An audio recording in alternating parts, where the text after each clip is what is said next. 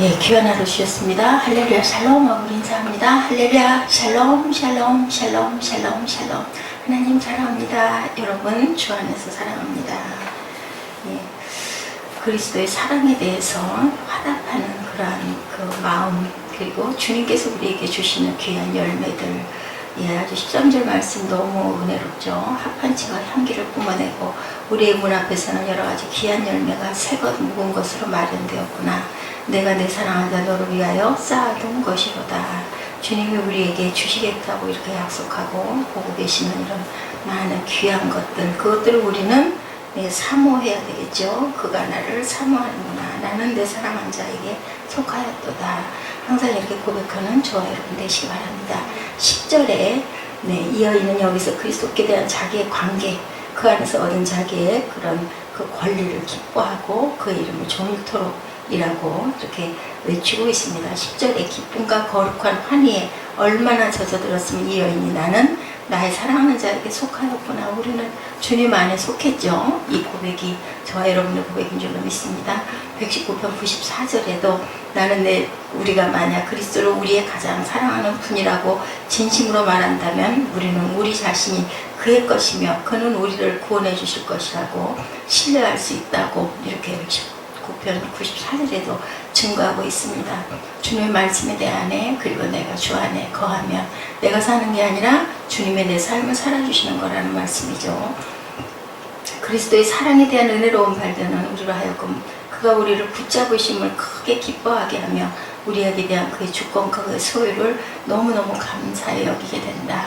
사랑할 때도 그 사람을 내가 정말 사랑하면 그 사람이 나한테 관여하고 참견하는 모든 것들이 내게 관심 있어 하는 거지 하고 너무 좋아하죠. 관심 받기를 원하는데 싫은 사람인 경우에는 누가 나에게 자꾸 간섭하고 막 귀찮죠. 싫고 구속을 받는 것 같고 도망가고 싶고, 이런 것처럼 우리는 주님이 우리를 개입해 주시고 간섭해 주시는 것을 항상 그리워하고 기다리고 사모하고 나를 바라봐 주시기를 그런 바라는 마음이 지금 슐람미 여인이 그 사랑하는 자기의 그 신랑에게 고백하는 그런 마음입니다.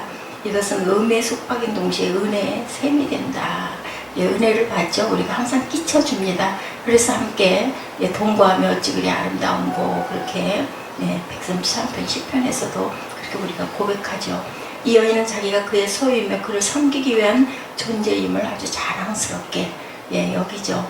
우리가 항상 그 돕는다라는 것은요, 내가 쓰고 나야 돕잖아요. 그래서 우리 그 여인들이 오히려 남성들보다 더 단단하다라는 그런 이야기를 해요. 돕는 배필로 지어주신 것, 그 부분이 돕는다라는 게 그렇게 내 자신을 내가 주체를 하니까 도울 수 있다라는 거죠. 창세기 3장 16절에 나타난 부부관계에 대한 완곡한 표현, 그가 나를 사모한다라는 거죠. 그리스도께서 자기의 택하신 자존자들을 찾아 구원하시려고 하늘로부터 땅으로 내려오셨을 때 그는 택하신 남은 무리들에게 대한 강한 사모의 정을 품으셨던 것을 우리가 볼 수가 있습니다. 누가복음 12장 50절에도 그들을 위해서 그가 받아야 할 세례는 무슨 세례? 피의 세례였으며 그것을 이루기까지는 얼마나 많은 어려움이 있었는지를 나타내고 있어요. 그는 시온을 정말 내쳐 서로 사모하고 누구에게 멸시를 당하건 간에 그리스도의 사모를 받는다는 것은 우리에게 커다란 위로가 된다는 거죠. 그의 사모는 그들을 자기에게로 영접해 드리시기를 위해 다시 하늘로부터 땅으로 오실 만큼이나 강렬했다. 이는 그가 저희 모두를 자기와 함께 데리고 계시기를 열망하시기 때문이라고 요한복음 17장 24절에도 14장 3절에도 증거하고 있습니다. 이 여인은 그와의 교제를 겸손하게 그리고 진심으로 소원한다. 11절 12절에도 그렇게 고백하고 있습니다. 11, 12절에 고백하는 말씀 우리 함께 합독해 볼까요? 내 사랑하는 자야, 우리가 함께 들러가서 동네에서 유숙하자. 우리가 일찍 일어나서 포도원으로 가서 포도움이 돋았는지 꽃술이 퍼졌는지 청유꽃이 피었는지 보자. 거기에서 내가 내 사랑을 내게 주리라. 거기 가서 내가 내 사랑을 너한테 전해줄게. 이렇게 얘기하고 있어. 함께 가는 것 자체가 사랑 아니겠어요? 정답고 사랑하는 사람하고는 같이 가면 너무 좋죠. 그냥 아무 데도 아닌데 그냥 같이 걸어가도 좋습니다. 엠마오라고 하는 작은 마을로 그리스도께서 내려가고 있던 두 제자와 함께 걸으시면서 얘기를 나누시죠. 마침내 그들의 마음속에서 뜨거워지게 하는 감동이 일어나게 해요. 예, 중요한 것 대화 참 중요해요. 예, 부부도 또한 친한 법과도 그리고 공동체 안에서도 우리가 별 얘기 아니어도 일상의 대화를 항상 끊지 말고 이렇게 갈 줄 알아야 된다. 빌립보서 3장 8절에도 예, 예수 그리스도를 아는 것이 어떻다 그래 가장 고상한 지식인 줄을 내가 안다라고 이렇게 고백해요. 그리스도를 아는 것처럼 귀한 지혜와 지식은 없다라는 거죠. 성별함을 입은 모든 자들이 열심히 원해하는 것은 바로 그리스도와의 교제 그리고 공동체 안에서의 교제입니다. 그가 자기 사랑을 그들에게 더 분명히 낼수록 그들은 더욱 열심히 사모하게 되고 그러니까 항상 같이 교제하고 얘기를 해야 말할 게 많이 있지. 오랜만에 만나가지고 인사 나누고 나면은 할 얘기가 없고 또 상대방이 자기 얘기를 열지 않으면 뭐 더 이상 할 얘기가 없어요. 마음을 닫아버리고 있으니까 그렇게 되면 내 얘기를 해야 되는데 내 얘기만 계속 하고 있다 보면 나중에는 그죠 조금 좀 손해나는 것 같고 나만 내보이는 것 같아서 안 하게 됩니다. 그래서 교제는 서로 주고 받아야 교제가 되는 거예요. 어느 쪽에서 일방적으로 나는 이래서 이런데 하고 계속 얘기하다 보면 상대방은 아무 말도 안 하고 듣기만 하면 나중에는 얘기하지 못하게 되죠.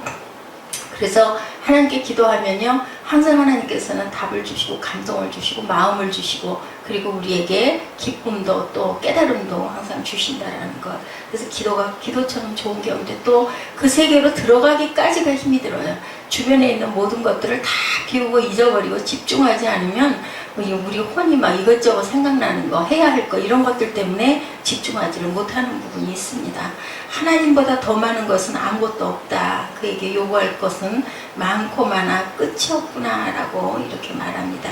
그리스도께서는 내가 종려나무에 올라가리라고 말씀하시죠. 이에 대해서 이 여인은 우리와 함께 가자고 말합니다.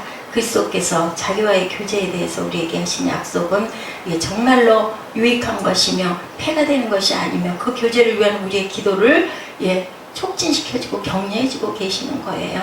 내가 너에게 내 사랑을 전해주마 라고 말씀하죠. 여인은 이런 교제 나누기를 위해서 동네로 나가기를 원합니다. 그리스도와 사귀기를 원하는 사람들은 세상과 세상의 연락으로부터 벗어나야 되고 마음이 전적으로 그리스도께 사로잡혀 있어야 된다. 우리 마음의 집중이 바로 그거죠. 기도할 때 우리 자세입니다.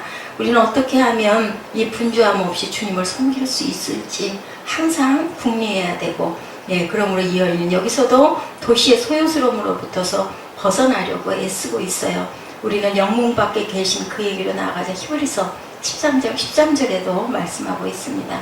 하나님과 교제하는데 조용한 것 그리고 정말 안정되게 앉아있는 거 휴대폰 들여다보고 앉았고 다른 생각하고 앉았고 근데 중요한 거는 할 일들이 너무 많다 보면 그거 다 해놓고 해야지 하다 보면 그만 다른 일이 딱 닥쳐가지고 못하고 끊어지기 때문에 제일 먼저 1순위로 그걸 딱 끊어야 되고 우리가 집에서 교회로 옮겨와서 기도하는 것도 집에서는 하루를 번다 하는 일이 많고 그죠. 그러다 보면은 집중을 못하기 때문에 특히나 내 골방을 가져야 되는데 그 시간을 우리가 잘 그리고 훈련과 습관이 돼야 된다. 우리가 항상 바라볼 것 다니엘도 그랬죠. 이삭도 명상하고 기도하기 위해서 들로 나갔다라고 그리고 내 골방에 들어가 문을 닫아라. 방이 밀폐된 골방이라는 뜻이 아니라 정말 나 혼자만 기도할 수 있는 이런 공간. 어떤 사람들은 점심시간을 이용해서 한적한 화장실 같은 데 가가지고 앉아가지고도 기도를 하거나 성경책을 5분, 10분 정도 묵상하기도 한다고 그러죠. 아주 바쁜 사무실 그 점심시간 그 식당 귀퉁이에 어떤 여인이 의자에 서로시 앉아가지고 고개를 숙이고 있는데 보니까 성경을 보고 있더라는 거예요. 그 모습을 보고 어떤 목사님은 엄청나게 은혜를 받았다. 너무 아름답죠. 예쁘게 보이죠. 성경 바라보고 있는 그 모습이. 우리가 항상 작은 성경을 손에다 쥐고 다닐 줄. 요즘에는 휴대폰이 있어서 꼭 성경 아니어도 또 편리로 이용할 수 있죠. 저는 그건 나쁘다고 생각하지는 않습니다. 밖으로 나가 지면을 돌볼 그런 일이 있기에 이 여인은 자기가 사랑하는 자와 동행하기를 원하고 있는 그런 모습이 여기 나타나고 있죠. 우리가 어디에 있든지 간에 우리는 나의 잘못만이 아니라면 하나님과의 교제를 유지할 수 있다.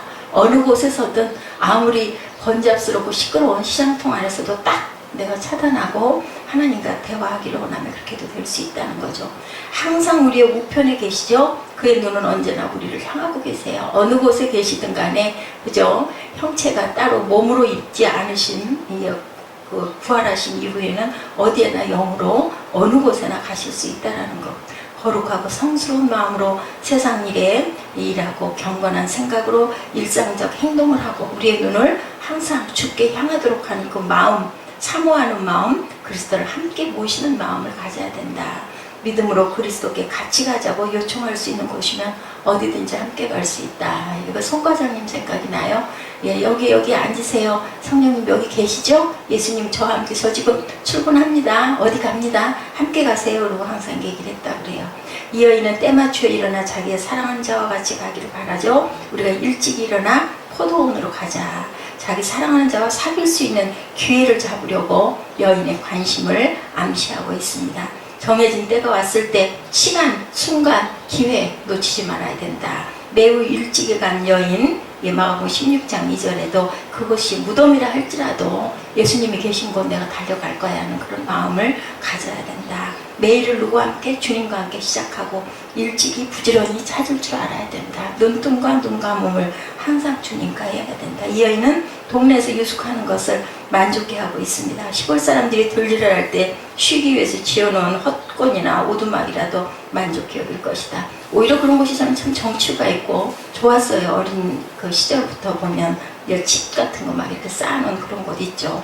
이 여인은 자기 자신의 영혼이 어떤 상태에 놓여있고 이 영혼이 현재 상태가 어떤지 살펴보고 싶어하죠. 12절에 우리는 포도음이 쏟았는지 살펴보자.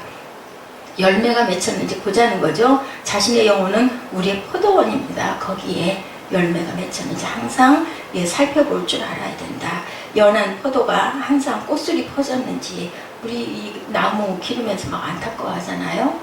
꽃잎이 다 저렇게 연두색으로 변하고 나중에 자꾸 낙화가 되니까 아무래도 안 되겠다고 이거 어떻게 옮겨봐야 되잖아. 이 마음 안타까워하는 그런 마음이죠.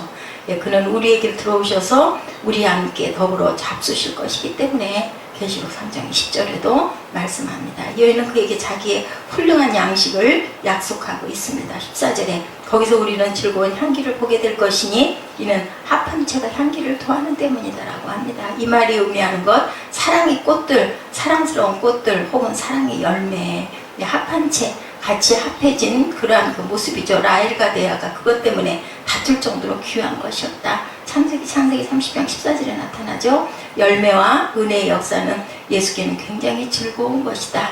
항상 우리가 듣고 배우고 경험한 것으로 가지고 우리가 그리스도께 나만 그냥 듣고 마는 게 아니라 봉사할 줄 알아야 된다는 거죠. 그 향기가 바로 봉사입니다.